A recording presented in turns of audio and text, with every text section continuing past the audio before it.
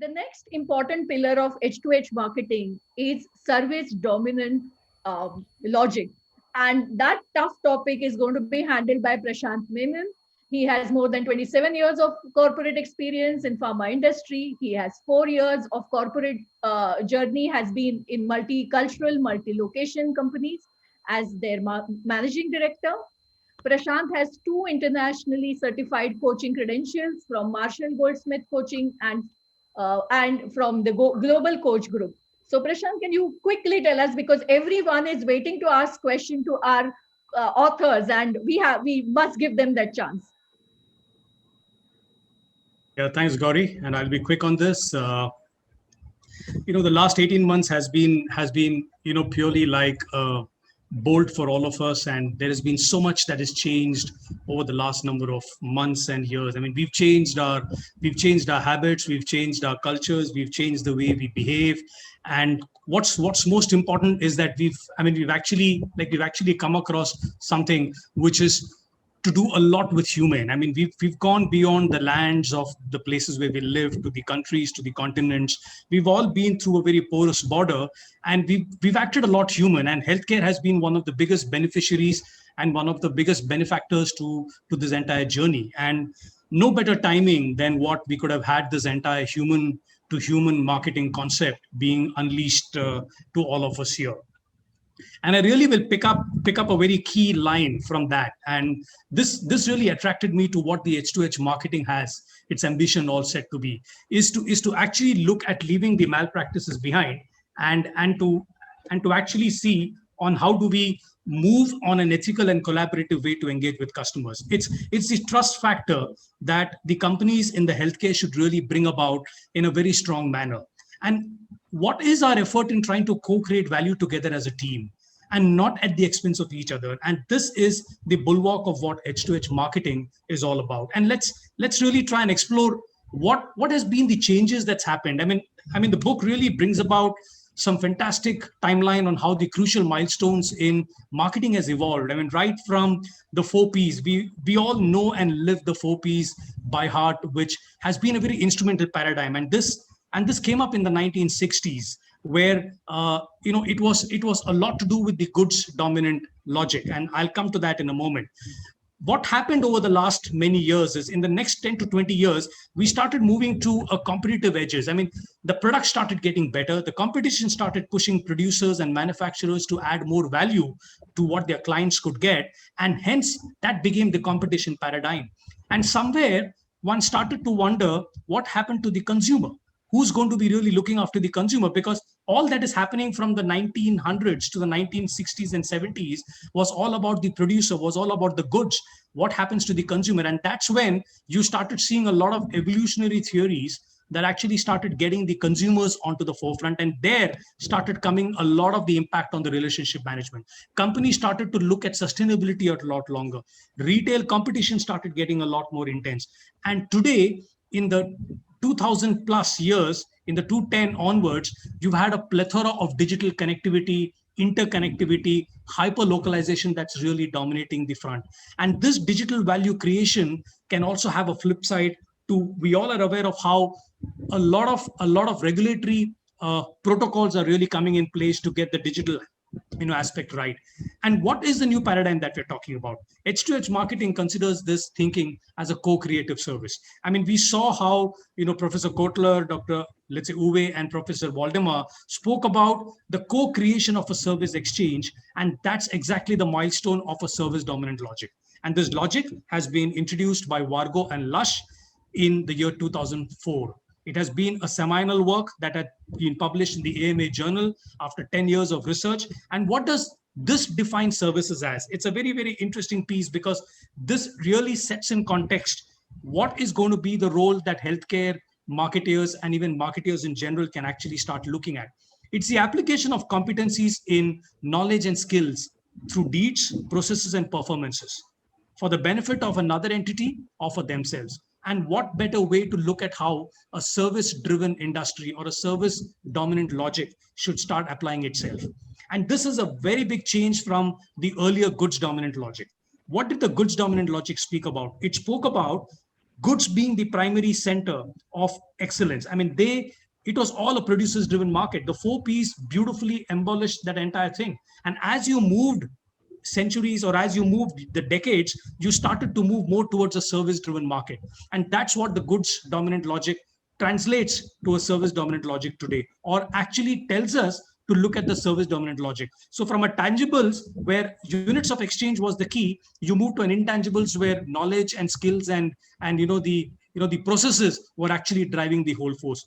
In a goods dominant logic, you spoke about standardization. You had batches after batches that were produced. It was a seller's market.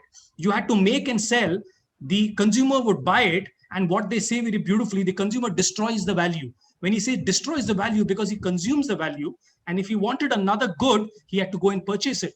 So from here, you actually start moving to another logic, which is the service dominant logic. What happens in services dominant logic? You are talking of intangibles, you're talking of individualization, where every customer, I mean, look at the way today you are profiling customers, the way you're profiling doctors, the way you're having patient communities, the way you're having disease therapies being mapped up.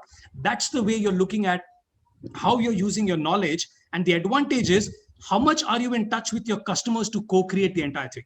We are all talking about doctors and patients. I would also want you all to give a lot of impetus to what happens to the other stakeholders who are there in the business. What happens to the entire supply chain today that's galvanized its entire effort in the COVID era? There's a lot that we can do together to really co-create that value that can come up from them. A slightly busy slide, but let me just give it a very, very quick takeaway for you.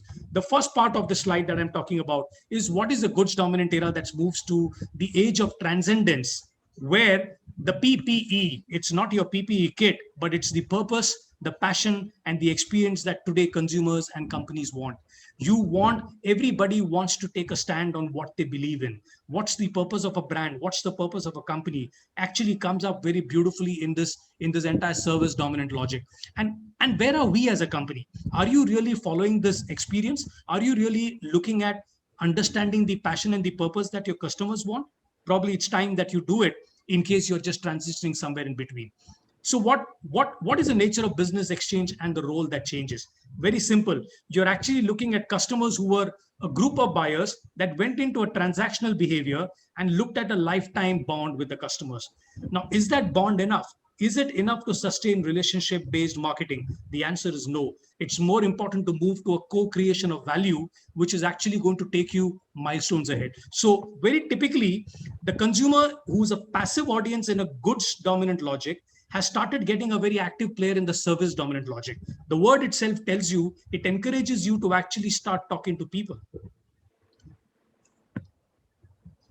So the question that you might want to ask yourself, where are you transitioning your way from this GDL to the SDL? And this table actually gives you a little insight into what you are needing to do. Are you really talking of services and offerings, or are you also talking about experiences? What's the kind of experiences that you want? As a brand manager, are you still stuck on to the good old feature benefit attributes, or you're talking of solutions? So an interesting question is, as a brand manager, what do? I handle brand X, brand B. May not be the right answer. You might want to say, as a brand manager, I'm going to manage diabetes as, let's say, the solutions for diabetes management, or I'm trying to manage patients who can get cured of cancer. This is what is the solution that you're trying to talk about, keeping the end customer right in the forefront of everything. So your journey to co-create value will only happen through dialogues. How often are you dialoguing? Are you only looking at an integrated marketing that just goes one way and taking selective audiences? Or are you dialoguing at every step? And the more you dialogue, the more you engage and involve the people around you, I think there starts the beginning of a service orientation mindset that you and your company will start actually moving the needle. And for brand managers here,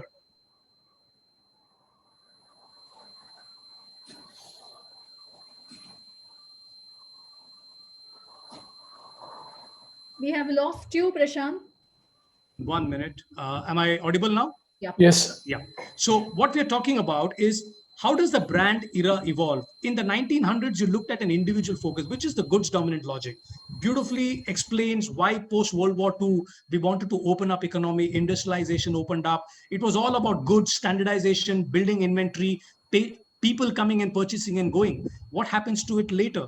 what is the functional and the symbolic value that started having when value started coming on board. And when value started coming on board, when competition started pushing you to have your USP in a brand, you then started to move on to the relationship marketing. Because merely having a USP or merely having a brand advantage over the other was not enough. It's your relationship that mattered. And when your relationship mattered, you started to get more prescriptions, you started to get more support from your customers. But is that today enough? It's getting evolved further. In now the 2010s and the 2020s, you're actually talking of a stakeholder focus. And that's where it is. When I talk of stakeholders, it's not enough to just talk about stakeholders with respect to the external market. What's your engagement with stakeholders within the organization?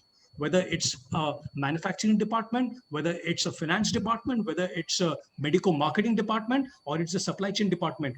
How much are you engaging your stakeholders with understanding what is the human problem outside? Because if they are as engaged as you will then truly be moving to a journey towards a service dominant logic. My penultimate slide that talks about a wonderful model that comes up in the book, which is a customer based view.